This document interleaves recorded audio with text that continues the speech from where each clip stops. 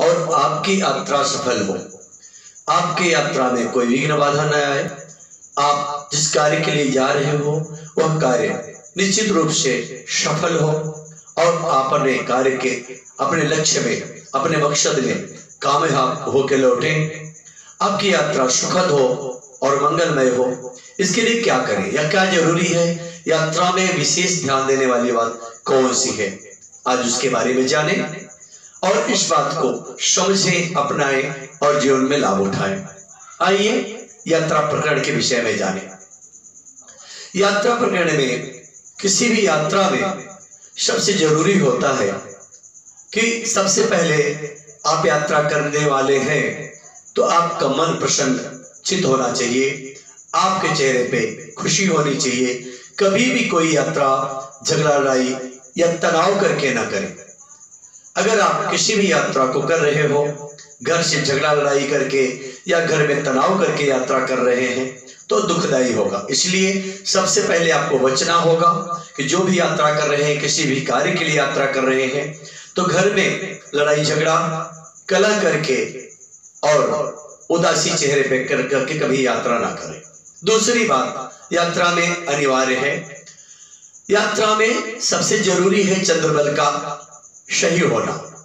अगर आपका चंद्रमा सही है, आपका चंद्रबल सही है तो आपकी यात्रा सुखद होगी और आपका हर काम बनेगा।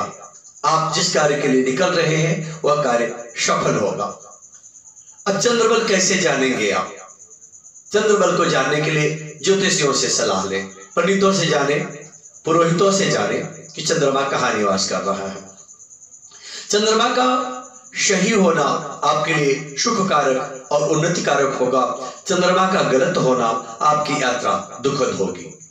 जैसे मान लीजिए कि चंद्रमा अगर पीठ पीछे पड़ जाए, आप यात्रा जिस दिशा में कर रहे हो उस दिशा से पीठ पीछे, यानी पीठ के पीछे, आपके पीछे चंद्रमा का निवास अगर है तो इस यात्रा में जान लेना कि आपको मृत्यु तुल्य कष्ट अथवा मृत्यु जैसी घटना घटेगी।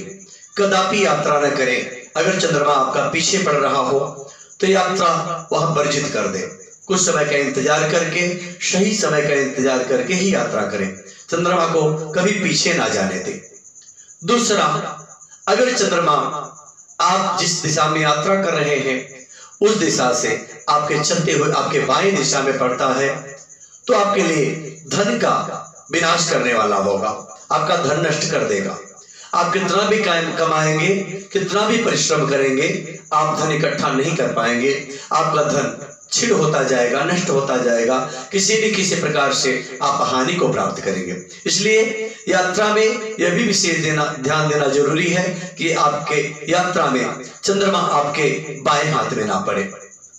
तीसरा, अगर आप सुख संपत्ति की कामना करते हो कि हम यात्रा में करें और सुख संपत्ति हमें प्राप्ति हो तो आपके यात्रा जिस दिशा में कर रहे हो, आपके चलते हुए आपके दाहिने हाथ की तरफ चंद्रमा अगर पड़ता है, आपके दक्षिण अर्थात आपके दाहिने हिस्से में चंद्रमा का अगर वास है तो आपको सुख संपत्ति की प्राप्ति होगी। वह यात्रा आपकी सुखद और सफल यात्रा होगी।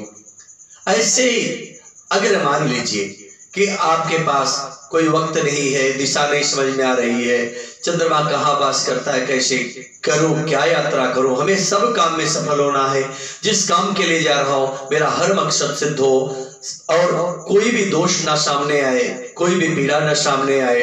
अगर कई तरह के दूसरे तरह के कोई दोष हैं तो सभी दोषों का शमन हो जाए और मेरी यात्रा सफल हो।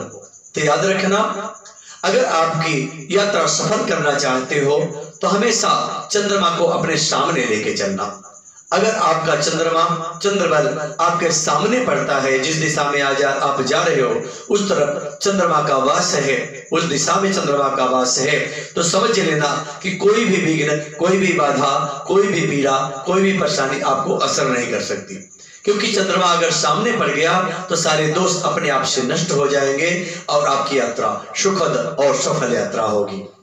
इस प्रकार से जब भी यात्रा करें, किसी भी कार्य के लिए यात्रा करें, तो इस विषय पे जरूर ध्यान दें, चंद्रमा से जरूर देखें। यात्रा के लिए चंद्रमा का निवास स्थान, चंद्रमा का सही होना अति आवश्यक है।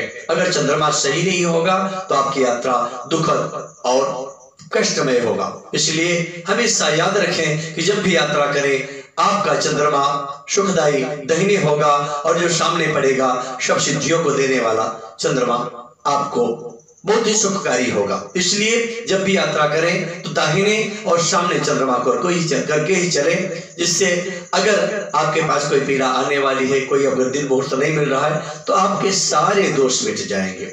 एक बात और ध्यान दें, यात्रा में हमेशा याद रखें कि कभी यात्रा में चोर बाण न पड़े। अगर चोर बाण पड़ता है यात्रा में तो उसमें भी यात्रा ना करें, क्योंकि चोर बाण में अगर यात्रा करेंगे तो आपका धन जाता रहेगा, आपका धन चोरी हो सकता है, आपकी हानि हो सकती है, आपके पास जो धन है वह नष्ट हो सकता है। इसलिए जिस दिन चोर बाण हो उस दिन भी यात्रा ना करें। साथ ही साथ अगर आपको यात्रा करना अति आवश्यक है और जरूरी है, कोई मुहूर्त नहीं मिल रहा है, कोई समय नहीं मिल रहा है और हम इंतजार भी नहीं कर सकते, तो उसके लिए भी बहुत जरूरी है दो चीजों का विशेष ध्यान दें। अगर आपके पास समय नहीं, इंतजार नहीं कर सकते, जरूरी है यात्रा करना और यात्रा आपकी सुखद हो और कोई पीड़ा ना हो, तो इसके लिए भी एक उपाय बता देता हूं। वो उपाय है कि रोज प्रतिदिन 12 से 1 के बीच में अभिजित नामक श्रेष्ठ मुहूर्त आता है। प्रतिदिन दोपहर को 12 से 1 के बीच में अभिजित नामक श्रेष्ठ मुहूर्त आता है, जिसमें आप किसी भी दिशा की अगर यात्रा करते हैं तो आपकी यात्रा सुखद और सफल यात्रा होगी, आपके लिए कोई दोष नहीं मान्य होगा। परंतु वह यात्रा प्रतिदिन 6-7 दिन तक तो ठीक है, बुधवार के दिन कभी भी 12 से 1 के बीच में यात्रा ना करें। उस दिन अभिजित नामक श्रेष्ठ मुहूर्त फल नहीं देगा, उस दिन वहां पे राहु काल रहता है, इसलिए बुधवार के दिन वर्जित है। अन्य दिनों में 12 बजे से 1 बजे के बीच में आप कोई भी यात्रा अगर करते हैं तो आपकी यात्रा सुखद और सफल होगी। इसी प्रकार चौघड़ियां मुहूर्त होती हैं, दिन की 8 चौघड़ियां और रात्रि की 8 चौघड़ियां। अगर आपके पास यात्रा करना अनिवार्य है, बहुत जरूरी है, मुझे कहीं जाना है, अब रुक नहीं सकते, जाना ही पड़ेगा, उस समय विशेष ध्यान दें कि अमृत की जब चौघड़ियां आए, अमृत की चौघड़िया में ही यात्रा करें।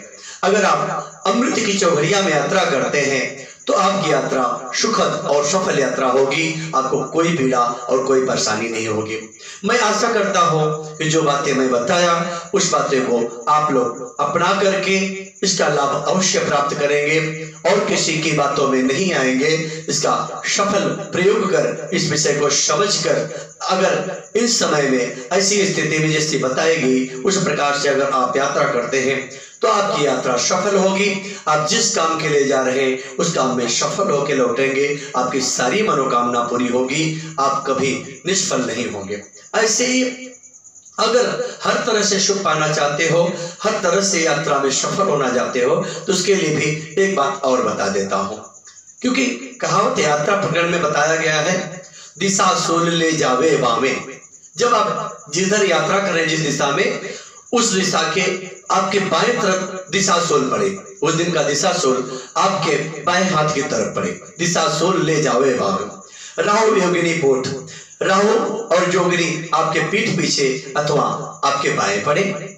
सन्मुख लेवे चंद्रमा, और यात्रा में चंद्रमा को आगे करके सामने करके यात्रा करें। सन्मुख लेवे चंद्रमा लावे लक्ष्मी लूट। इस प्रकार से अगर जो व्यक्ति यात्रा करता है उस यात्रा में अवश्य सफल होता है और धनवान बन के लौटता है, उसकी यात्रा सुखद होती है। फिर से इस बात को दोहरा देता हूँ, यात्रा करने की सरल विधि अपना लें कि जिस दिन यात्रा आपको करनी हो उसको समझ लें। क्या समझना है कि जिस दिन यात्रा आप कर रहे हो, दिशा सोल ले जावे बामे, दिशा सोल उस दिन की आपके बाएं पड़े। दिशा सोल ले जावे बामे, राहु योगिनी पूठ, सन्मुख लेवे चंद्रमा लावे लक्ष्मी लूट। फिर से ध्यान से सुने, दिशा सोल ले जावे बामे, राहु योगिनी पूठ, सन्मुख लेवे चंद्रमा लावे लक्ष्मी लूट। अगर इस प्रकार से आप यात्रा कर रहे हैं तो मैं आशा करता हूं आप अवश्य सफल होंगे और आपकी सारी मनोकामना पूरी होगी। इस आशा और विश्वास के साथ कि आप सब ज्यादा से ज्यादा लोग लाभ उठाएंगे और अधिक से अधिक लोग इसका लाभ उठा करके उससे लाभान्वित होंगे। तो बहुत बहुत धन्यवाद, बहुत बहुत आशीर्वाद।